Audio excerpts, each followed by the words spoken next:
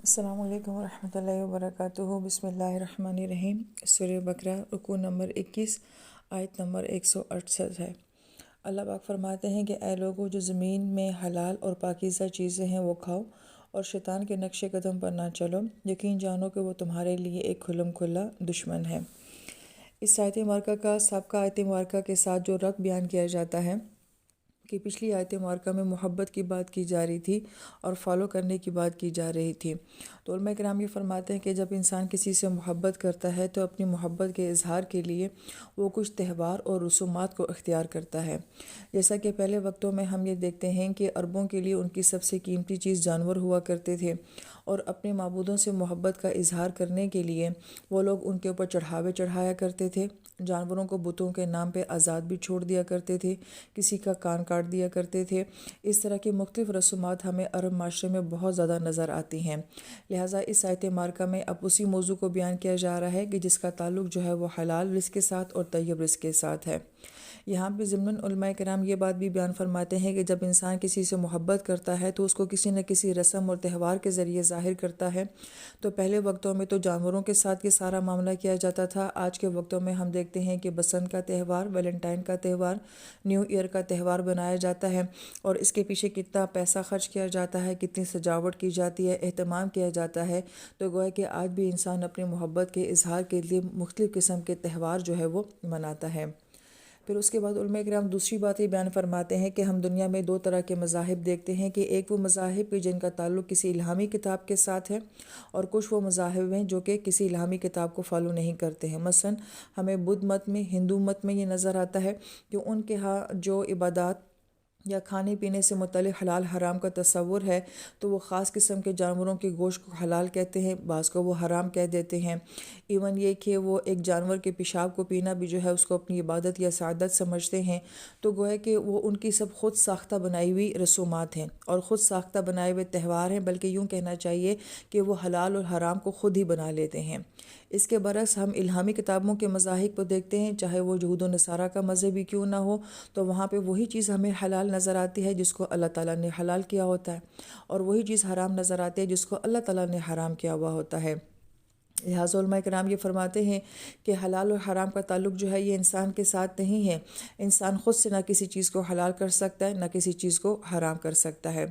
اس مقام پر بھی بعض اہل علم نے ایک نقطہ بیان کیا ہے کہ ہم دیکھتے ہیں کہ ہمارے معاشرے میں ایک مذہبی رسومات ہوتی ہیں اور ایک ہماری علاقائی یا خاندانی رسومات ہوتی ہیں۔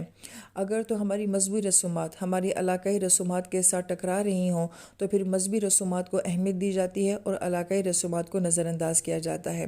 لیکن اس کے ساتھ ساتھ دین اسلام میں بہت وسعت بھی ہے۔ اگر ہماری کوئی علاقائی رسم جو ہے وہ مذہبی کسی بات سے نہیں ٹکراتی ہے تو اس کو قبول بھی کیا جا سکتا ہے، جس کی بڑی عام سی مثال یہ ہے کہ جیسے کہ عید الفطر پہ ہم لوگ میٹھا بناتے ہیں یا سویاں بناتے ہیں، تو اس کا ہمارے مذہب کے ساتھ کوئی کلیش نظر نہیں آتا، تو لہٰذا اس کو ایکسیپٹ بھی کیا جا سکتا ہے۔ یہ بڑی ایک عام سی مثال ہے۔ لیکن ہمارے معاشرے میں عموماً یہ ہوتا ہے کہ ہم اپنی خاندانی رسومات کو اپنی مذہبی رسومات کے اوپر ترجیح دیتے ہیں۔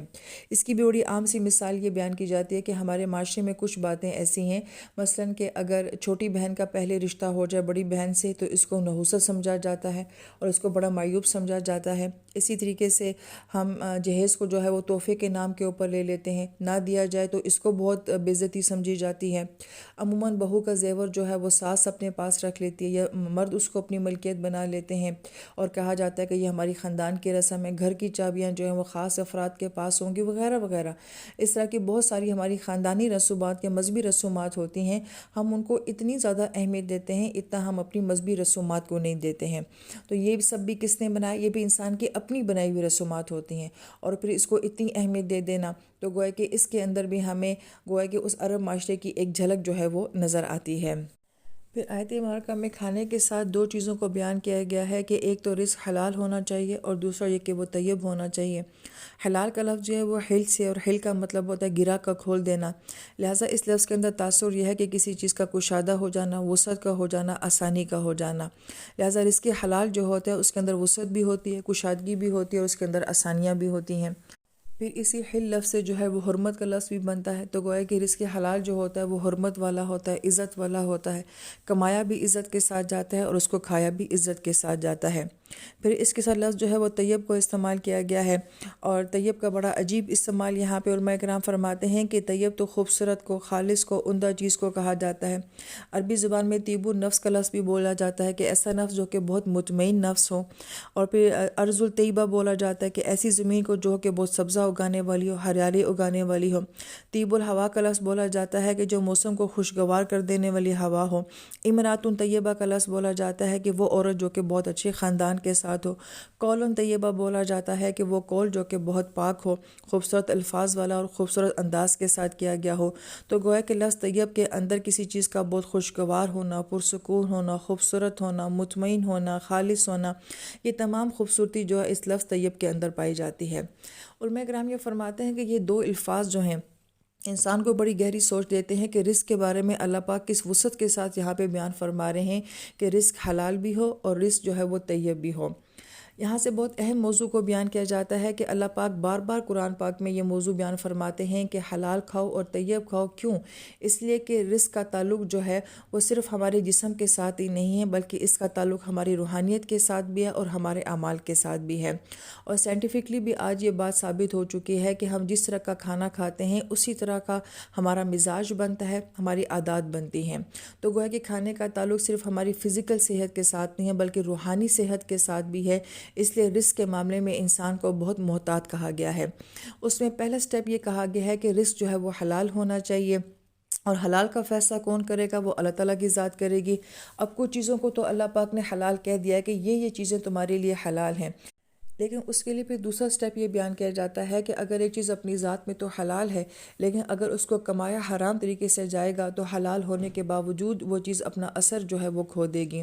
لہٰذا خوراک کا تعلق جو ہے وہ ہماری روحانیت کے ساتھ بھی ہوتا ہے۔ تو محدث دہلوی رحمہ اللہ تعالیٰ یہ بیان فرماتے ہیں کہ اگر کسی چیز کو جو ہے وہ حرام طریقے سے کمایا جائے گا اور اس کو کھایا جائے گا، اگرچہ وہ چیز حلال ہو، تو وہ جب انسان اس کو کھاتا ہے تو وہ آپ کے اندر جا کے آپ کی بہیمیت کو، یعنی کہ آپ کے اندر کی حیوانیت کو اور منفی جذبات کو زیادہ ابھارتی ہے۔ اور اگر کسی رزق کو جو ہے وہ حلال طریقے سے کھایا جاتا ہے تو وہ رزق آپ کے اندر جاتا ہے تو آپ کی روحانیت کے اندر جو ہے وہ اضافہ کرتا ہے۔ لہٰذا وہ تو یہ فرماتے ہیں کہ بنی اسرائیل کی جس قوم نے ہفتے کے دن میں زیادتی کر کے جو مچھلیاں انہوں نے شکار کر کے کھائی تھیں، تو وہ مچھلیاں تو حلال تھیں مگر کھائی وہ حرام طریقے سے گئی تھیں، تو اس کے کھانے سے ان کے اندر جو ہے وہ جانوروں والی صفت، جیسے قرآن پاک کہتا ہے کہ ان کو بندر بنا دیا گیا، تو ان کے اندر وہ جانوروں والی صفات جو ہیں، وہ تبدیلیاں جو ہے وہ آنا شروع ہو گئی تھیں۔ لہٰذا وہ تو اس حد تک اس بات کو بیان فرماتے ہیں کہ ہم جو رزق کھا رہے ہوتے ہیں وہ یا تو جا کے ہمارے اندر کی حیوانیت کو بڑھا رہا ہوتا ہے یا پھر وہ ہمارے اندر کی روحانیت کو بڑھا رہا ہوتا ہے۔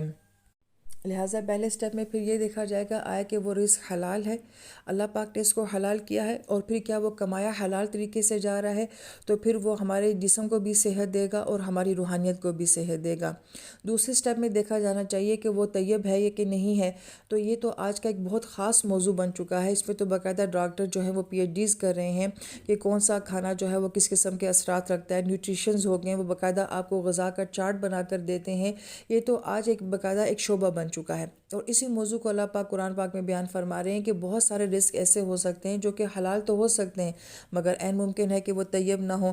اور برگر حرام تو نہیں ہے، پیزا حرام تو نہیں ہے، مائنیز حرام تو نہیں ہے، مگر کیا یہ چیزیں طیب بھی کہلاتی ہیں؟ انسانی چیز کے لیے کیا یہ صحت مند بھی ہیں؟ تو قرآن یہ کنسیپٹ دیتا ہے کہ انسان وہ رزق کھائے جو حلال ہونے کے ساتھ ساتھ اس کے جسم کی قوت بھی بنے اور طاقت بھی بنے۔ لہٰذا ہم یہ دیکھتے ہیں کہ اس کا ثبوت ہمیں نبی علیہ السلام کی زندگی سے ملتا ہے کہ آپ نے کن چیزوں کو پسند فرمایا، کن چیزوں کا زیادہ استعمال فرمایا، اور وہ سب چیزیں ایسی تھیں کہ جو کہ حلال تو تھیں ہی صحیح مگر ان کے اندر غذائیت بہت زیادہ تھی، جو کم وقت میں پکتی تھی مگر ان کے اندر طاقت بہت زیادہ ہوا کرتی تھی۔ لہٰذا حلال کے ساتھ طیب کا ہونا بہت ضروری ہے۔ تو آج امت اس مرض میں مبتلا ہے کہ ہم حلال کی بھی پرواہ نہیں کرتے اور حلال کے علاوہ طیب کی تو بالکل ہی پرواہ نہیں کرتے کہ آیا کہ یہ رزق میرے لیے طیب ہے یا نہیں ہے۔